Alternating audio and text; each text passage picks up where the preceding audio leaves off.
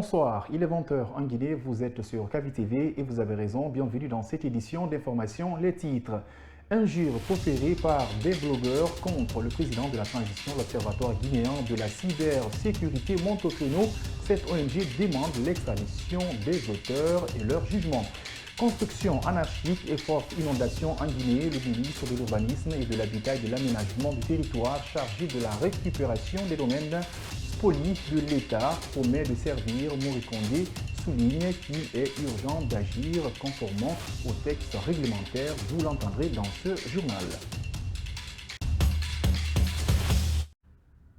Bonsoir. L'Observatoire guinéen de la cybercriminologie dénonce et condamne avec la dernière énergie les injures proférées par des blogueurs guinéens vivant à l'étranger contre le président de la transition. Cette structure demande l'ouverture d'une procédure judiciaire devant aboutir à l'extradition de ceux-ci et leur jugement. Reportage Mamadou Tanouba. L'Observatoire guinéen de la cybersécurité s'insurge contre les blogueurs qui portent atteinte à l'intégrité du chef de l'État à travers des injures sur les réseaux sociaux. Son président Mamadi Touré a déploré cette situation. Les gens, ils banalisent la chose. Celui qui passe mal la nuit, le matin, il se réveille, il prend son téléphone, il se met à se filmer, il tient des propos de nature à insurer le président ou bien de nature même pas seulement le président. D'accord? Nous tous, nous sommes exposés à ces comportements-là. Tout à l'heure, il y a l'une de vos collègues qui disait que Ibro Niamé, je ne sais pas si c'est elle qui a été insultée ou bien si c'est elle qui a insulté. Voilà. Donc nous voulons que notre nation soit une nation civilisée. Nous voulons que les principes de la République soient respectés par tous. Mamadi Touré a rappelé les risques pénals encourus par ceux qui se livrent à ces actes. J'ai énoncé l'article 659 du Code pénal qui prévoit une peine d'emprisonnement d'1 an à 3 ans et d'une amende de 200 000 à 2 millions ou d'une de ces deux peines. L'Observatoire guinéen encourage la justice guinéenne à procéder à une extradition vers la Guinée des blogueurs concernés par cette affaire. La nouvelle équipe dirigeante de l'Union des radios et télévisions libres de Guinée continue ses prises de contact. Cette fois, elle s'est rendue au Conseil national de la transition. Au cours de la rencontre, les membres du bureau exécutif de l'UTERGUI ont longuement échangé avec le président du CNT sur la question liée aux médias et à la vulgarisation de l'avant-projet de nouvelle constitution. Diana Boudjan. Les responsables du nouveau bureau exécutif de l'Union des radios et télévisions libres de Guinée étaient dans les locaux du Conseil national de la transition ce lundi. La dynamique consiste à présenter le nouveau bureau exécutif de l'UTERGUI au président du CNT, aussi échanger sur les sujets brûlants de l'heure dans la situation des médias. L'UTERGUI, conscient du rôle premier des médias pour la réussite de la transition, envisage l'organisation d'une synergie pour vulgariser l'avant-projet de la nouvelle constitution.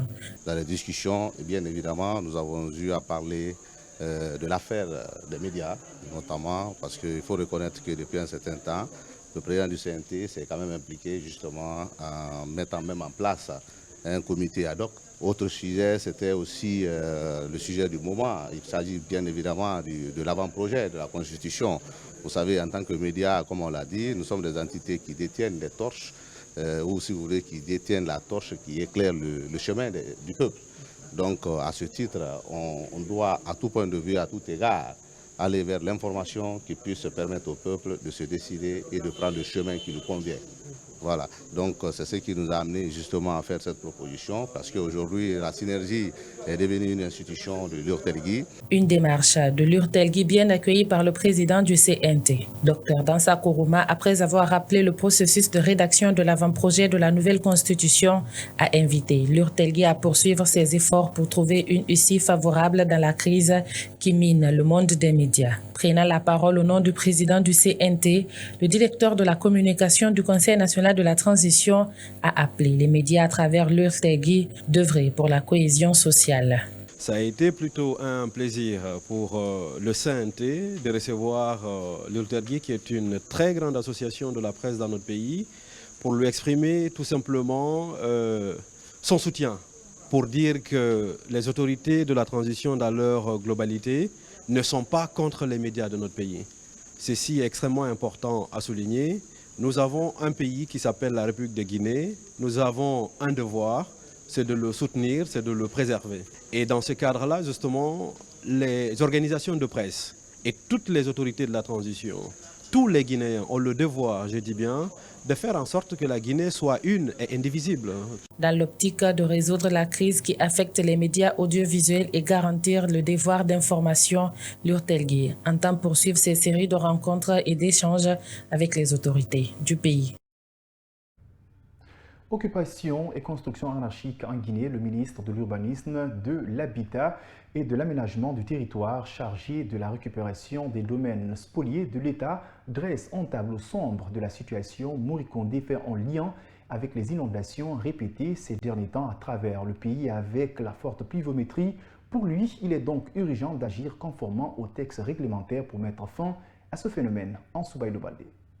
Très remonté contre l'occupation anarchique en Guinée, le ministre de l'Urbanisme, de l'Habitat et de l'Aménagement du territoire chargé de la récupération des domaines spoliés de l'État dénonce les citoyens qui construisent des maisons sur des terres inhabitables. Moricondé dit regretter cette attitude qui se passe sans aucun respect déontologique en la matière. Parce qu'aujourd'hui, ce qui est devenu monnaie courante, c'est que des individus prennent les terres agricoles, ils en font des installations urbaines sans plan d'aménagement, sans aucun respect de la déontologie.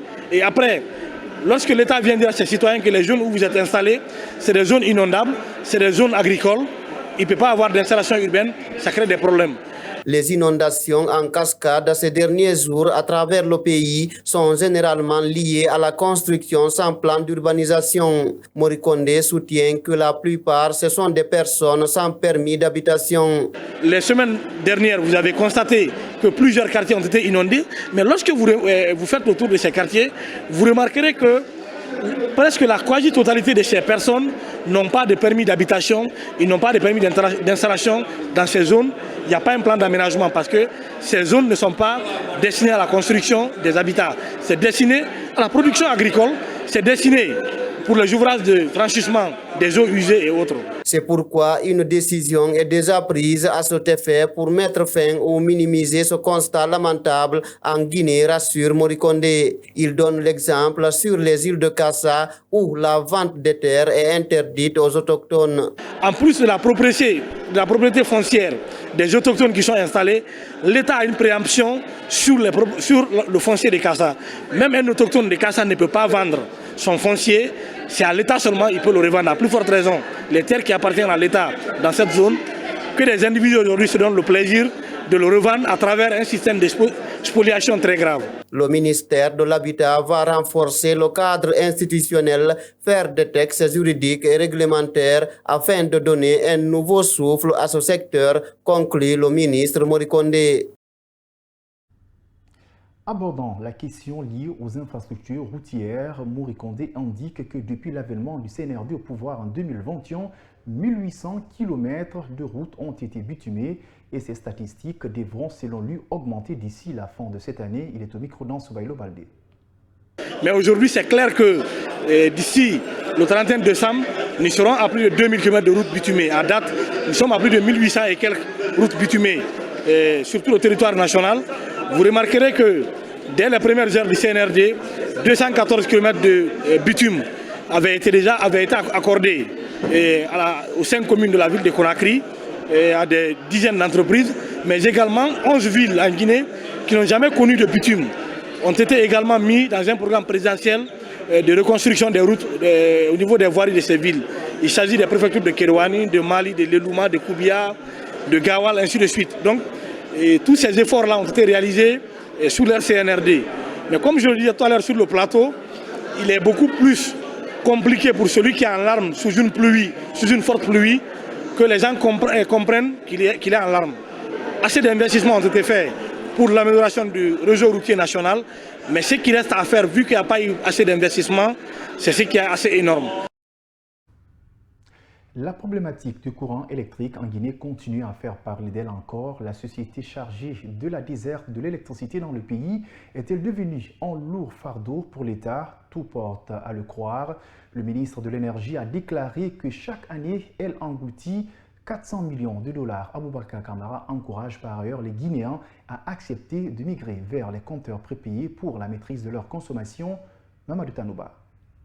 Le courant électrique se stabilise peu à peu en Guinée. L'interconnexion avec le Sénégal et le retour du bateau électrique ont permis de résoudre en partie la crise énergétique. Mais tout n'est pas encore terminé. Le ministre Aboubacar Kamara révèle que chaque année, 400 millions de dollars sont engloutis dans le secteur de l'énergie. Il pointe la responsabilité des DG et certains clients qui refutent les compteurs prépayés. Est-ce que les gens sont conscients? Les gens savent que chaque année, 400 millions de dollars qui doivent être investis dans d'autres secteurs, notamment l'éducation, la santé, les infrastructures, est englouti dans le secteur de l'énergie. Parce que tout simplement, nous avons un EDG qui constitue aujourd'hui un cartel où il faut apporter de vraies réformes. Au niveau de la population, ce cartel est soutenu par la population. Certains agents de EDG qui continuent aujourd'hui à nous enfoncer dans le trou sont soutenus par des populations aussi qui ne veulent pas s'acquitter de leurs devoirs. Vous avez en 10 ans 600 et quelques mille abonnés, alors qu'il devait y avoir à peu près 2 millions d'abonnés au niveau des EDG. Aboubacar Kamara annonce l'ouverture d'un dialogue social pour revoir le coût de l'électricité en Guinée. EDG ne contribue à rien payer dans ça. C'est l'État qui paye tout. Donc il faut que les gens soient sensibilisés, d'où l'ouverture d'un dialogue social entre les médias, avec les ONG, avec les associations de jeunes, mais aussi les entreprises et toutes les parties prenantes pour qu'on se retrouve, qu'on se dise combien coûte le kilowattheure et à combien peut revenir la facture d'un ménage de manière moderne ou un moyen ménage, lui permettant de se dire attention, mieux vaut m'abonner de manière régulière que de continuer à payer frauduleusement une partie à EDG et l'autre partie à quelqu'un. Le ministre de l'Énergie demande aux Guinéens pour la maîtrise de leur consommation énergétique d'accepter de migrer vers les compteurs prépayés. Yellowbet continue de récompenser la fidélité de ses parieurs. Ce mardi, à son siège social, le pari sportif en ligne a procédé à la remise d'un téléphone smartphone de dernière génération à un jeune parieur. Cette récompense au compte du mois d'août s'inscrit dans le cadre de sa nouvelle promo dénommée Champion des paris. C'est un public reportage signé Amara Bangoa.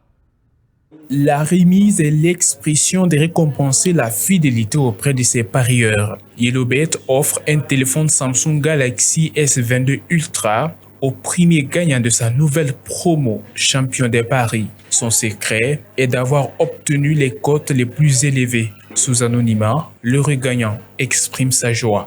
Je suis très ravi de recevoir ce téléphone de la part de Yellowbet. Car je n'ai jamais imaginé avoir un téléphone de cette marque.